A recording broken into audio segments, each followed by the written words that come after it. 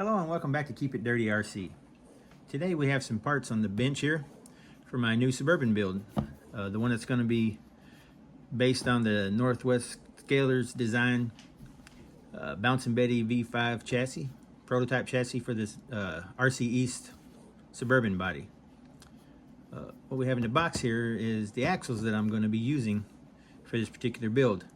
I often get questions on what axles do I use, where do I get them, and which ones do I prefer, you know, stuff like that. So today we'll be diving into these axles, and if you'd be interested in watching, hang around and I'll be back in a minute. All right, we're back. So these axles I get off of Amazon. They're basically copies of the Vanquish axles. They have copies of all the D44, HD44, H10, and the various axles that Vanquish makes and other manufacturers. You can find them. A lot of people refer to them as Chanquish axles because they are made in China. They come in this plain box. All the ones I've ordered have, and they just have what they use to label them to know what parts are in the box.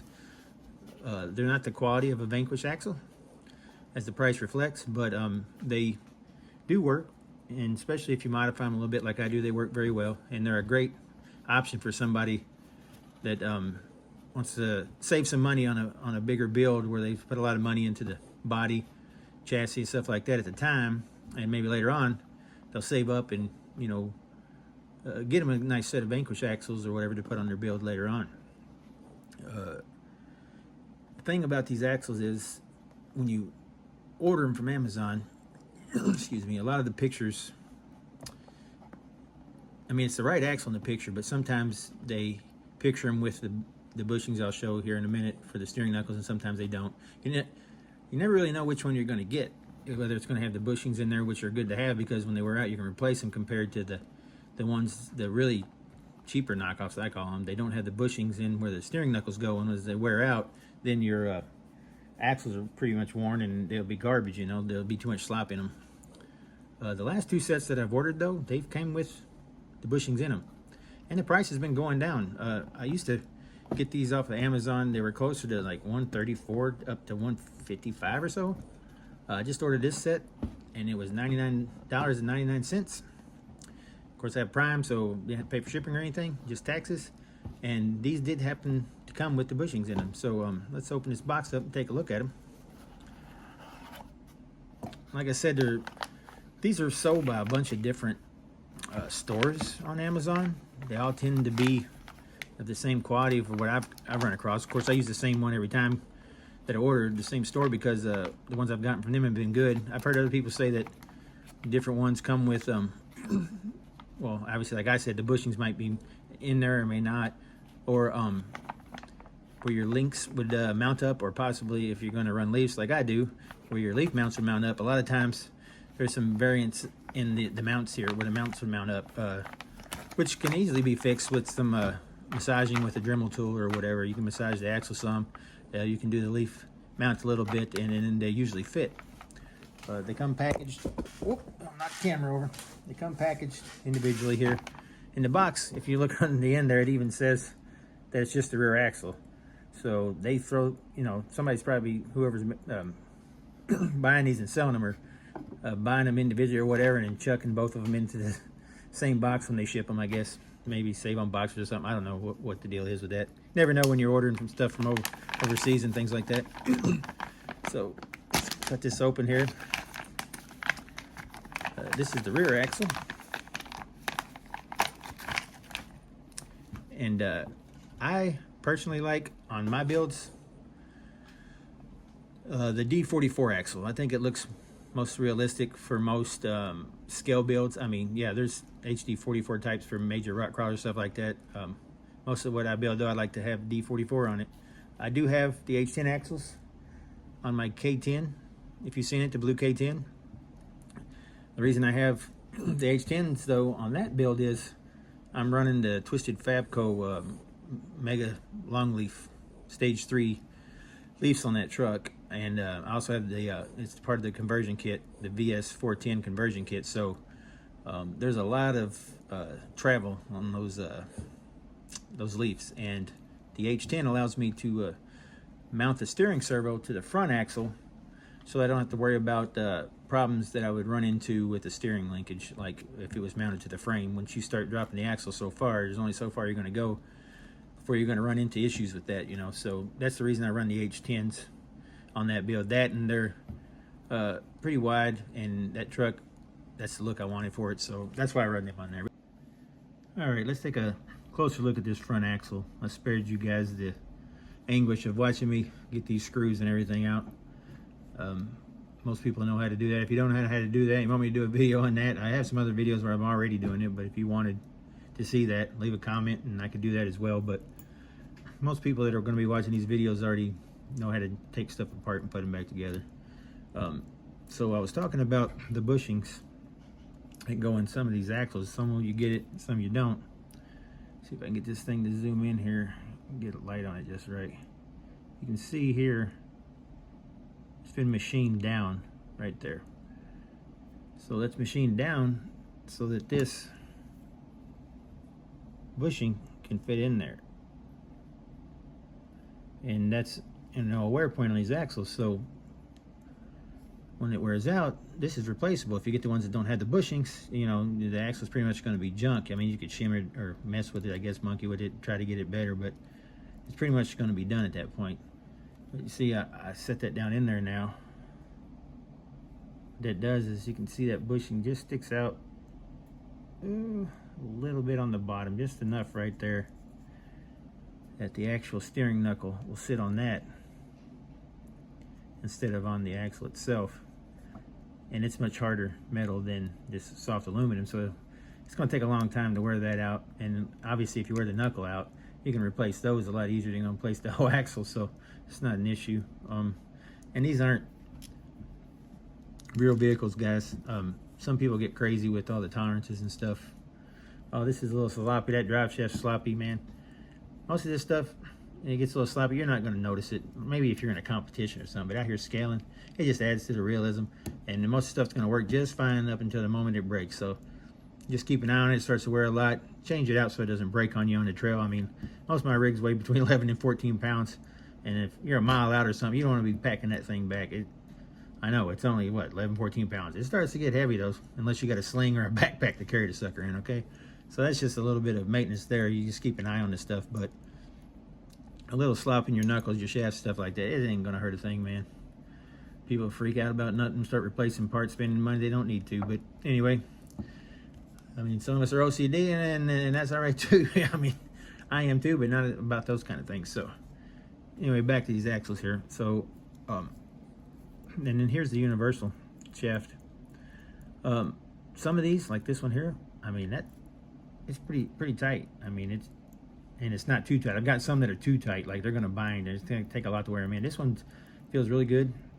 Right now it's tight and snug. Depending on what the metal's made out of, because like I said, some of this stuff's Russian roulette, man. You get good metal and some you don't. That's why sometimes I replace these shafts right off the bat. Other times I run them until they get really bad and I feel that they might break or cause a problem, and then I'll, you know, order some better ones, because these are the same, you know, the same parts from a D44 Vanquish axle is going to fit in these, so you can get those same parts if you want and beef them up, and they'll run forever too, you know. I normally, like I said, I use Muse gears in these, and the shafts I usually find something on Amazon that because basically the parts in here, as you see, it's like AR44. Any parts for that type of axle will work in these usually, and you just find something that works for you. And like I said, if you got the money to go get the Vanquish stuff, grab that, man. If you're on a budget, though, you can find plenty of stuff on Amazon that'll work just fine, and it'll last long enough to make it worth what little money you spend on them. All right, like I said, these two axles here and the steering link, drag link, hardware for it, I mean, $99.99 plus taxes, man. You can't beat it. All right, now let's take a look at this rear axle here.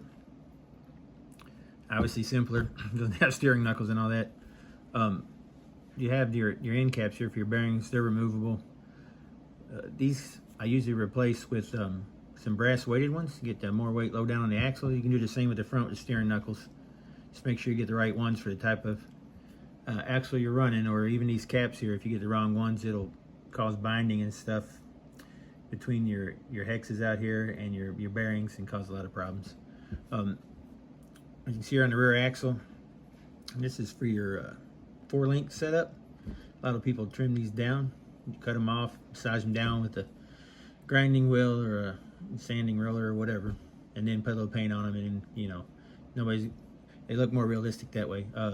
Honestly, all my builds still have these on there because usually I'm doing testing and stuff like that, and by the time I get it all together and got it running the way I like it, honestly, I'm just kind of lazy about it and don't want to take it back off and trim it off. If I was doing a more scale competition or something like that, I was going to enter in something like that, I would trim them off and make it look better. But for all general purposes right now, most of mine have, well, they all have it on there, and eventually I'll trim them off. Here is where you're going to get, you're going to be mounting in your leaf mounts. Okay, this is, I believe I talked about it earlier. This is where you can get variances on these cheaper axles. Leaf Merchant makes great leaf mounts.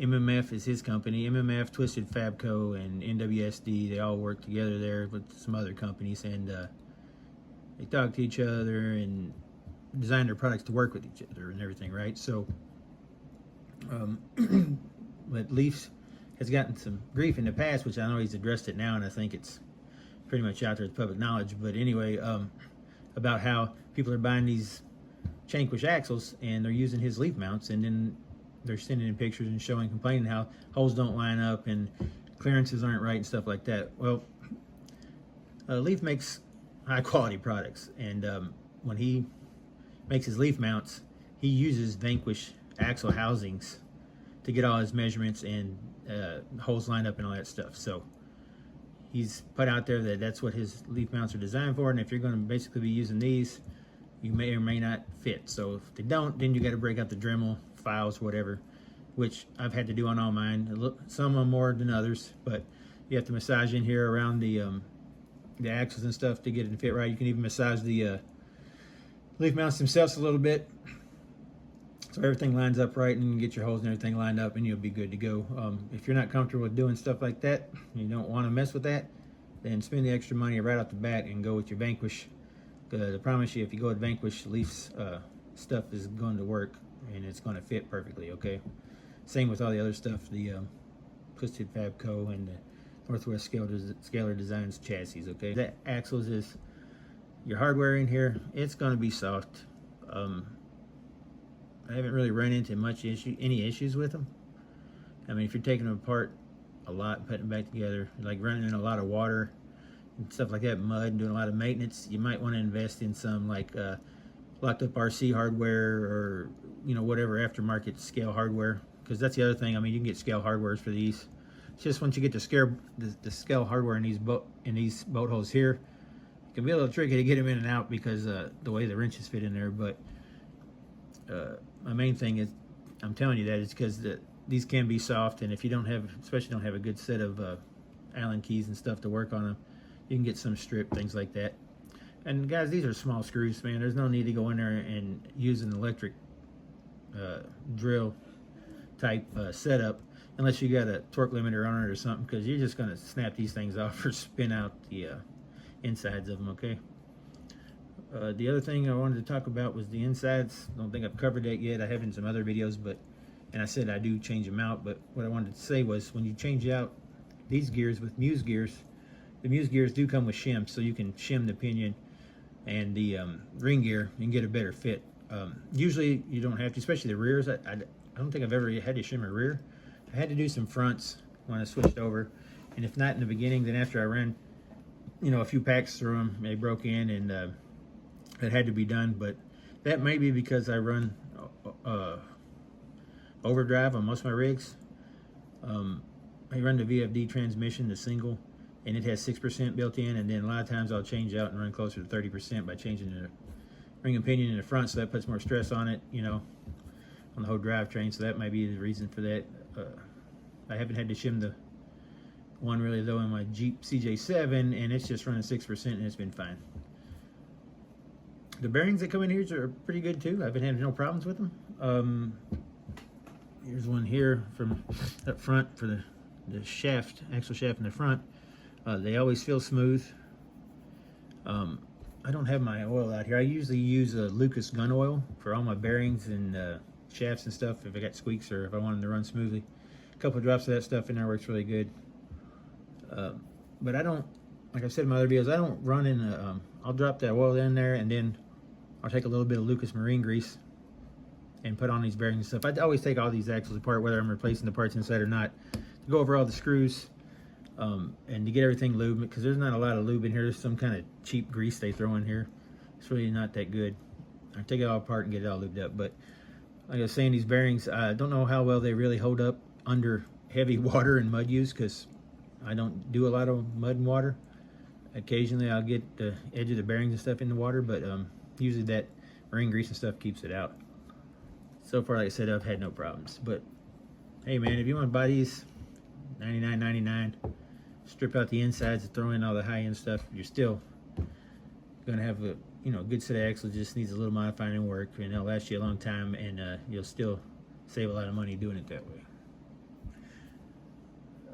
Other than that, that's about it for these axles. If you have any more questions, you can leave them down in the comments.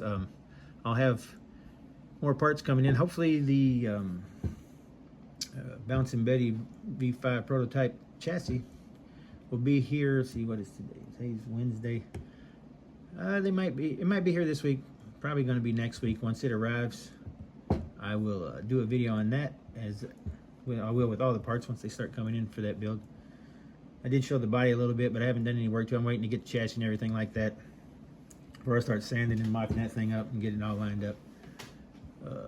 If you like the video, man, leave a like and subscribe. Really helps out the channel. Without likes and subscriptions, I'm not getting anywhere. So and that's one other thing I'd like to cover. I said I was going to start doing this behind the build series, which is what this is part of, and I did a couple of videos to start out with on YouTube, and when I put them up, they're longer than my reels. I usually only do reels, short videos of the running, so it threw me out of the algorithm I was in. And I went from getting, 1,000 to 1,500, even higher. I've had some videos go 25,000 views. Very few, but, I'm usually 1,000 to 5,000 views. And it threw me down to where I was getting like 10 and 20 views on some videos that were, I consider really good, along with the other videos that I've gotten more views on. And I started kind of researching it, and best I can tell, that's what it did. It threw me out of my normal algorithm. So that's why it's been a while since I made another one. I was trying to figure out what I was going to do with that. I think what I'm going to do is keep the longer videos on here on YouTube. Might throw a few on TikTok. I want to put them on all my platforms and kill my algorithm on all of them. Really stop my momentum that I've started to get going here. But I got to do it sometime and see if it's going to work out, because this is the kind of videos I really want to do. And basically, I'm just starting out with these. So yeah, I'm going to drop down, until I get more viewers that are interested in this type of stuff. So anyway, if you like the content, like I said, man, please comment, like, subscribe, tell your friends about it or whatever. It's going to get better, especially these type of videos. I'm just starting on them, so I haven't hit my stride yet, I guess you'd call on them, or whatever. But as I get more comfortable with it and get everything set up, there'll be a lot of good information stuff in there, I think, for people that are looking for it, all right? So, as always, until next time, guys, keep it dirty, and I appreciate you watching. Thanks.